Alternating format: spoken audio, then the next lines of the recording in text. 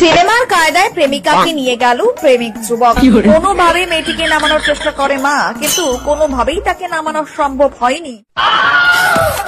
ওই চ্যাংড়া, তোর সাহস কেমন করে হয় মোর বেটি তুই নায়কের মতো করে পালেনি গেস? সরি মা, তুই আর মোর আশা করিস না, টাটা। মাই ভালো ভালো কসম গাড়ি ঘুরিয়ে ওই বান্দর চ্যাংড়া তো বিয়ে করে দিম না। শাশুড়ি মা, মুই বান্দর না হং, মুই নায়কের মতো করে তোমার বেটি পালে আনলু, তোমার কিচ্ছু করে পালেন না। হারামজাদা চ্যাংড়া, তোর বাপের দম থাকলে ওটুকুনা দাঁড়া, দেখ মুই কি করো। হ্যাঁ আইসো আইসো, নায়ক কোনোদিনও ভয় খায় না। মা আসি তো তাড়াতাড়ি চল। ওই ভয় দাদুদা, এলাকাতে পারলে ধরছিস, আর তো কথা দিলুম 1 ঘন্টার মধ্যে মোর বেটিক মুই বাড়ি ঘুরিয়ে আনিম। বন্ধু মোক বাঁচা, মুই চেংড়ি বালে আনছুম। বন্ধু তুই কি মোক ফাঁসাবো আর অন্য কারো বালে পাই নেই? আরে ভাই তুই তোমার বেস্ট ফ্রেন্ড, আজ যেমন করে হোক মোক বাঁচাও। তাহলে মোক আবার কথা দে, তোর শালিক মোক পড়ে দেবো। তুমি কি করো তাড়াতাড়ি করো, আমার মামা নিয়ে আসতেছে। ঠিক আছে বন্ধু, তাড়াতাড়ি মোর ঘরটা ঢুকো। A few moments later. বাউ বাউ, কেন কাকি কি হল? কি হল কাকি? তোর ওই সরু চোখলা চাইনিজ বন্ধুটা ওই মোর বেটিক পালে আনছে, আর মুই জানং তুই সবে জানিস। মাইরি কাকি, ওলে মুই কিচ্ছু জানং না।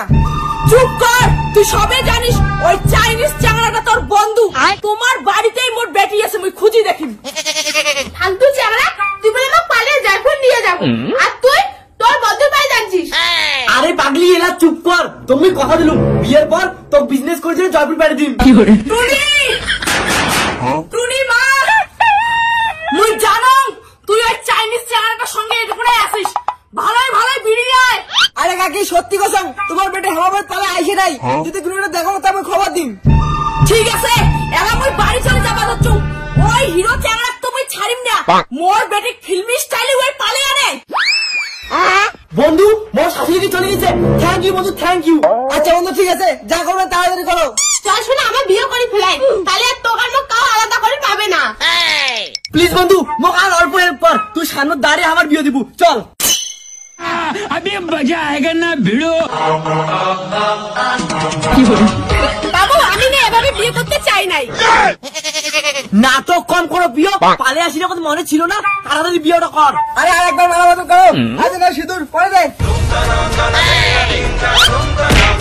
যদি দংরি দয়ং মোমো ততস্তুরি দয়ং তম। মা মুই না এটা চাংলা বিয়ে করে চাং নাই, এটা চাংলা মোক জোর করে ধরে যাচ্ছে। শোনা, তুই তো মোক কছিলু বাড়ির আকপাক থেকে ফিল্মি স্টাইলে পালে নিকে খাবে।